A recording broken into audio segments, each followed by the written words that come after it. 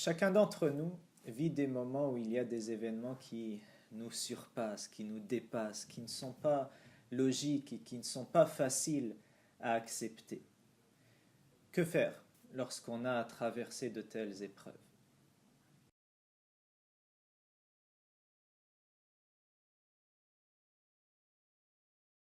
Assalamu alaikum wa rahmatullah, que la paix soit sur vous. Bienvenue dans cette émission, un verset, une leçon. Dans Surat al-Kahf, Allah subhanahu wa ta'ala nous expose une histoire entre Moussa alayhi salam, le prophète, et un homme à qui Dieu a donné une science particulière.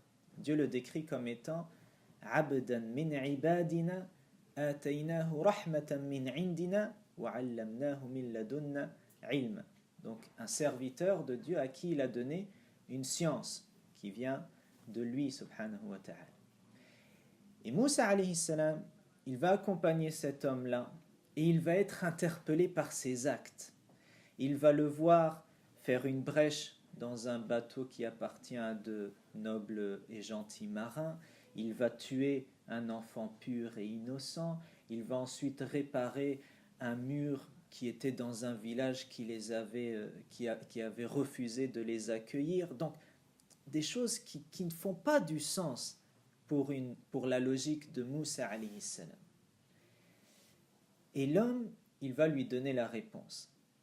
Il l'a prévenu en lui disant « Tu ne pourras pas patienter face à moi. » Parce qu'en réalité,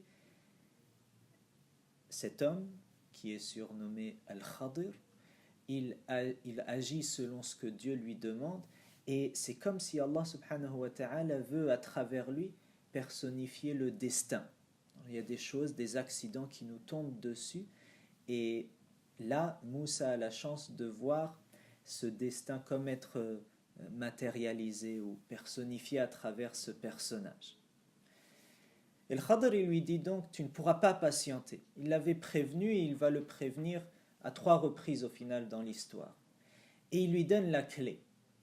La clé pour laquelle tu n'arrives pas à patienter, pour laquelle ça ne fait pas de sens et tu peux être submergé ou trop pris par une situation, une épreuve que tu vis. Il lui dit, et c'est là le verset sur lequel on va s'arrêter, وَكَيْفَ تَصْبِرُ عَلَى مَا لَمْ تُحِطْ بِهِ خُبْرًا.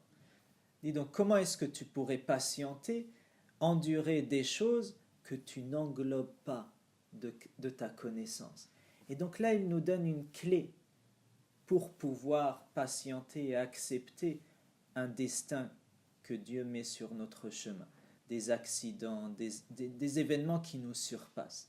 Et cette clé-là, c'est de savoir faire un pas en arrière et de faire un acte d'humilité, de se dire « je ne sais pas ».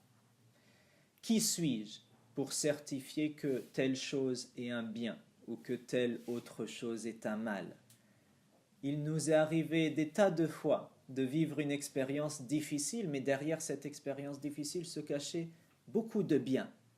Et des fois, il y a un cadeau ou un événement qui est une belle surprise dans un premier temps, mais qui au final nous mène vers une situation qui est désastreuse. On l'a vécu, et donc il faut savoir, dans les événements qui nous arrivent, se rappeler cela, avec humilité, dire « je ne sais pas ». Et accompagner cette humilité d'un acte de foi qui te fait dire « ne t'inquiète pas, il se cache derrière cette épreuve-là un bien, car, et c'est très important, Dieu ne me veut que du bien. » Qu'Allah subhanahu wa ta'ala nous aide à surmonter des épreuves qu'on rencontre sur notre chemin. Rien n'est fait par hasard, tout nous est destiné que pour notre bien.